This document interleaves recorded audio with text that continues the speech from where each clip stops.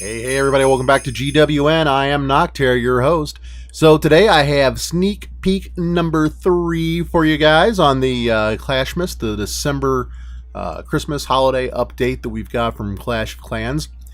I'm kind of excited about this one. It is a new siege machine, and I think it's a pretty cool siege machine. It's called the Stone Slammer, and it attacks defenses, but it's like your clan castle. It carries your troops as well. So let's take a look at the upgrade here. Taking a look at the siege workshop, there's a level 2. We're going to bump this puppy up to level 3. 10,500,000 elixir. We're on the dev build, so we got unlimited resources and hammers. We'll use a hammer. There you go. It's got that nice little hook on it now too. Popping into the siege workshop, you will now see we have the Stone Slammer. Level 1 stats, but I don't know about you guys. I don't like level 1. I want the max level. So let's take a look at what happens when we jump it up to level 3. Boom, there you go. Does quite a lot of damage, and it can take a fair amount of hits. I got some directed footage here I'm going to show you.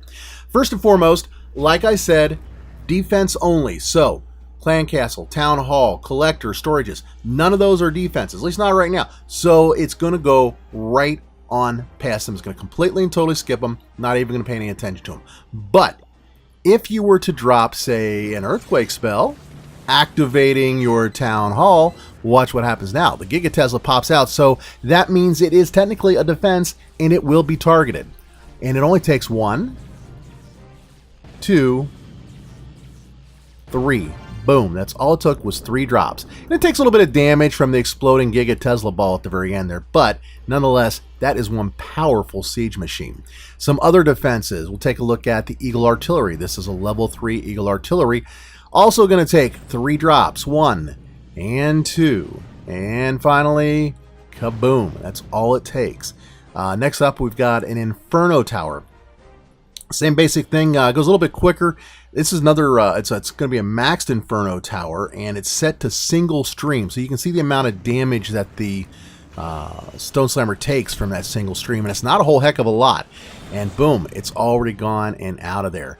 Now, considering that, you're like, okay, well, what could stop this thing? Well, it does get quite a bit of damage. Let's try something here interesting, just for fun. I'm going to put 3 Inferno Towers and Eagle Artillery.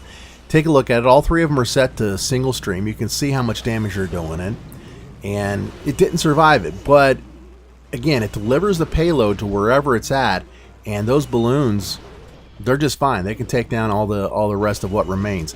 Every single one of those boulders it drops is going to do splash damage, and you can see here it also took out the walls. It's pretty powerful. It's got a lot that it's going to drop. We've got a couple of quality of life features that are upgrades I'm going to show you real quick before we jump into the replays. Starting off with, let's see here, pop over to the settings, more settings show, the extended deployment bar. One of the things we've always complained about is how we have to scroll back and forth for our deployment bar. Well, there's a new feature here that makes it 2 rows. You can turn it on and off in the settings. Now we'll take a look at a replay here. You see the bar. It's 2 rows. Takes up a little extra real estate, so I'm kind of so-so on it. I don't know if I'll use that or not. 2 other big quality of life improvements. The Grand Warden and the siege machines can be changed after you launch your attack. So here, I'm just going to drop some Electro Dragons, and we'll take a couple of balloons in there.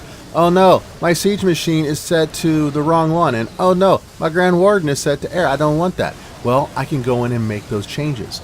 Now, Grand Warden is set to ground, siege machine is set to the new Stone Slammer, and off it goes. By the way, watch the Stone Slammer as it drops its boulders here on those walls.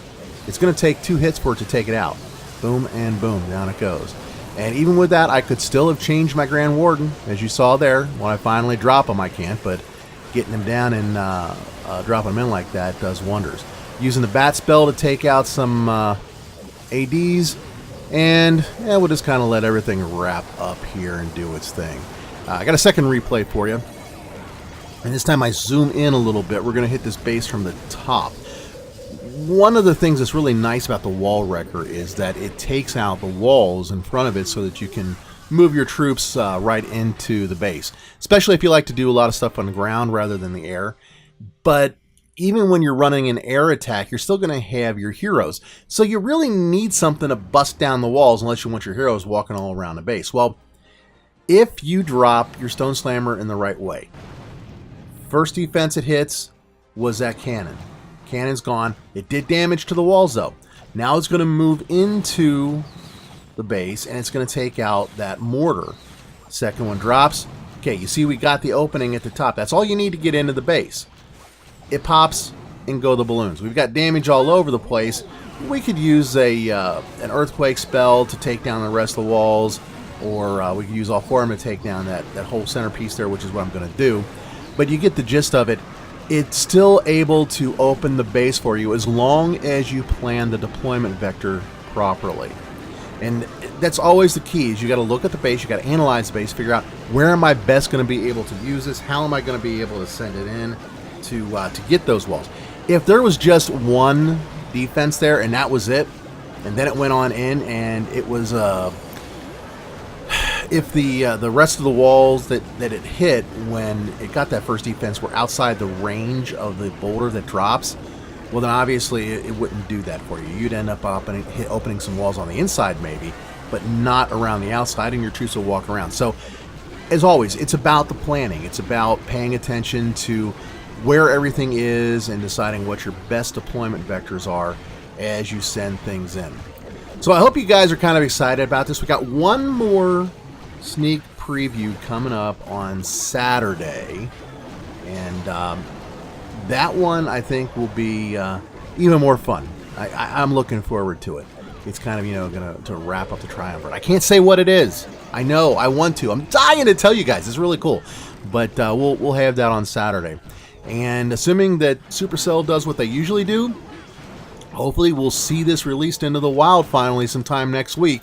They usually do them at the beginning of the week, and that's what I'm hoping for because, man, I intend to play non-stop on this thing when it comes out, and I'm just going to have a ball.